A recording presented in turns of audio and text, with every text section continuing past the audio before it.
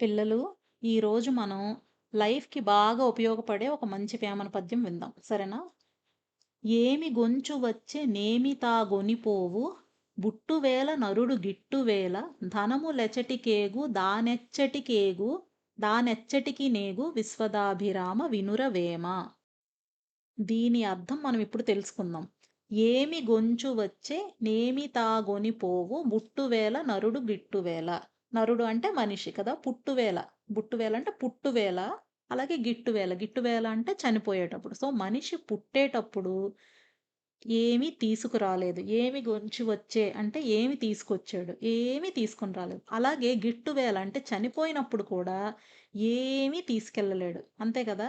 ధనములెచటికేగు దానెచ్చటికి నేగు. అంటే అసలు ఈ సంపదలన్నీ ఎక్కడికి వెళ్ళిపోతాయో, తానెక్కడికెళ్ళిపోతాడో ఇవేమీ తెలీదు. అయినా కూడా విపరీతమైన పేనాసితనంతో లోభిగా బ్రతుకుతూ ఉంటారు చాలామంది మనుషులు. మీరు జాగ్రత్తగా ఆలోచిస్తే చాలా వరకు ఇప్పుడు మన దేశంలో జరుగుతున్న కరప్షన్ అంతటికి కూడా మూల కారణం ఇలాంటి పద్యాల తాలూకు మీనింగ్ తెలియకపోవడం వల్లే. ఎన్నో గొడవలకి కూడా మూల కారణం ఇదే. ఆలోచించండి ఒకసారి.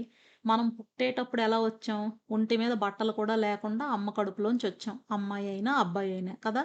అలాగే చనిపోయినప్పుడు ఏం చేస్తారు?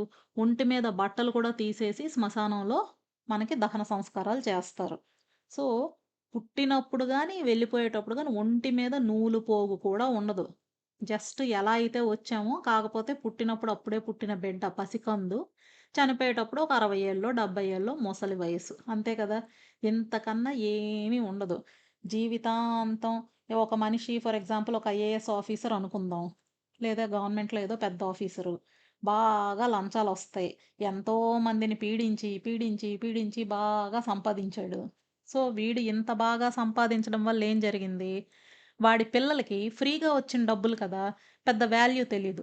ఇష్టం వచ్చినట్టు ఖర్చు పెట్టి ఆ పిల్లలు పాడైపోయారు. కదా! పాడైపోవడం అంటే ఏంటి? ఏదో చెడు తిరుగులు తిరిగేసి, మందు కొట్టేసి ఉండిపోయారు అలా కాదు. పాడైపోవడం అంటే క్యారెక్టర్ వైస్ పాడైపోయారు. ఎందుకంటే చిన్నప్పటి నుంచి తండ్రి ఇలాగా ఆహ్, అక్రమంగా తీసుకొచ్చిన డబ్బుల్నే వాళ్ళు చూస్తున్నారు. కాబట్టి అదేం తప్పు కాదు అని చిన్నప్పటి నుంచి వాళ్ళకి ట్యూన్ అయిపోయింది. సో, పెద్దయ్యాక వాళ్ళు కూడా మళ్ళీ అలాగే బిహేవ్ చేస్తారు. పైగా మా నాన్న ఇప్పుడు ఒక 5,00,00,000 ఇచ్చాడు. నేను దీన్ని 50,00,00,000 చెయ్యాలి అని ఆలోచిస్తాడు. కదా! కాబట్టి పిల్లలు అలా తయారవుతారు. అంతకు మించి ఎలాంటి ఉపయోగం లేదు. ఈయనకేమొచ్చింది కలెక్టర్‌కి చచ్చిపోయేటప్పుడు ఏమీ లేదు. మళ్ళీ మామూలుగా ఎక్కడి నుంచొచ్చాడో అక్కడికి వెళ్ళిపోతాడు. ఈ మాత్రానికి జీవితకాలం అంతా ఇన్ని పాపాలు చేసి ఫైనల్‌గా తీసుకెళ్ళేదేంటి? ఆ పాపమే తీసుకెళ్తాడు. ఫర్ ఎగ్జాంపుల్ ఆయన ఓ 2,00,00,000 లంచాల్లో సంపాదించాడనుకుందాం. ఎక్కడో వాళ్ళ ఊర్లో ఒక గుడి కడుతున్నారంటే, ఆ గుడికి ఒక 10,00,000 డొనేషన్ ఇచ్చేసి, ఓహో! ఎంత త్యాగం చేసాడీయన అనుకుంటే, ఏమి రాదు ఆయనకి. ఆ పుణ్యం ఏమి వచ్చేది కదా! ఇంతింత పాపం చేసి సంపాదించిన డబ్బుని తీసుకెళ్ళి మళ్ళీ గుడికో ఇంకో ధర్మకార్యానికో ఇచ్చేస్తే దానివల్ల ఏమీ రాదు. కదా! అలాంటివి చేయడం వల్ల ఎలాంటి ఉపయోగం లేదు. నా ఉద్దేశంలో అయితే అసలు కరెక్ట్‌గా చెప్పాలంటే పిల్లల చేతుల్లోనే ఫ్యూచర్ ఉంది. ఎందుకంటే ఎవరైనా ఒక అధికారి ఏదైనా తప్పు చేస్తుండి ఒక బిజినెస్‌లో మోసం చేసి సంపాదిస్తున్నా, లేదా ఒక ఉద్యోగంలో లంచాలు తీసుకొని సంపాదిస్తున్నా అదంతా ఎవరి కోసం సంపాదిస్తాడు? వాళ్ళ పిల్లల కోసం సంపాదిస్తాడు. సో, ఆ పిల్లలే గనక మంచి క్యారెక్టర్ ఉండి, ఒక భక్త ప్రహ్లాద లాంటి మంచి పిల్లలయ్యుండి, నాన్న మాకింతింత కాస్ట్‌లీ వస్తువులు ఇవన్నీ మాకేం అక్కర్లేదు నాన్న.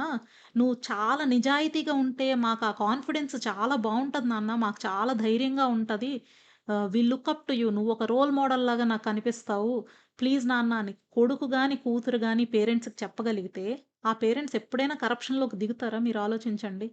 అలాగే వ్యాపారం చేసుకునే తండ్రుంటాడు. ఊరికే అన్ని నకిలీ సరుకులు తెచ్చేసి, అమ్మేసి చాలామంది హెల్తులు స్పాయిల్ అయిపోయేలాగా తయారు చేస్తే, అలాంటి తండ్రి కొడుకు గనక, "నాన్న నువ్వింత సంపాదించి నాకేదో కోట్లు కూడబెట్టి ఇవ్వడం వల్ల నాకేం ఉపయోగం లేదు నాన్న. నాకేం దానిలో సాటిస్ఫాక్షన్ లేదు.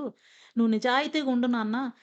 రేపు పొద్దున్న నీ తర్వాత నేను ఈ షాప్ ఎక్కితే, అక్కడ నేను కూర్చుంటే, అబ్బా! పలానా వాళ్ళ అబ్బాయి చేస్తున్నాడు ఇప్పుడు ఆ షాపు. ఆళ్ళ షాప్‌లో క్వాలిటీకి మనం అసలు తిరిగి చూసుకోనక్కర్లేదు. అంత బాగా ఉంటారు. వాళ్ళు చాలా మంచివాళ్ళు." అన్న పేరు నీ దగ్గర నుంచి నాకొస్తే, అది నాకింకా సాటిస్ఫాక్షన్ ఇస్తది నాన్న అని మీరు చెప్పండి పిల్లలు. పేరెంట్స్‌కి చెప్పండి. చెప్పారంటే ఖచ్చితంగా పేరెంట్స్‌లో మార్పొస్తుంది. దేశం బాగుపడాలంటే ముందుగా పిల్లల మెంటాలిటీలోనే చేంజ్ రావాలి. ఊరికే రూ. 1000 డ్రెస్ కొని తెచ్చారంటే నాకు అక్కర్లేదు నాన్న 200 చొక్కా కొను. నేను హ్యాపీ ఫీల్ అవుతాను. సంవత్సరానికి 10 డ్రెస్సులు అక్కర్లేదు 2 కొను చాలు అని మీరు చెప్పగలగాలి. మీ కోరికలు మీరు కంట్రోల్‌లో పెట్టుకుంటే పేరెంట్స్ కూడా చక్కగా మీకు తగినట్టుగా మంచిగా మారుతారు. అది ఆ క్రెడిట్ అంతా మీకే వస్తుంది కదా! కాబట్టి ఈ పద్యాన్ని బాగా చదువుకోండి. వచ్చేటప్పుడు ఏమీ తీసుకురాము, వెళ్ళేటప్పుడు ఏమీ తీసుకెళ్ళం. అలాగని అప్పటి నుంచి కూడా గోచిగుడ్డ పెట్టుకొని తిరగమని కాదు నా ఉద్దేశం.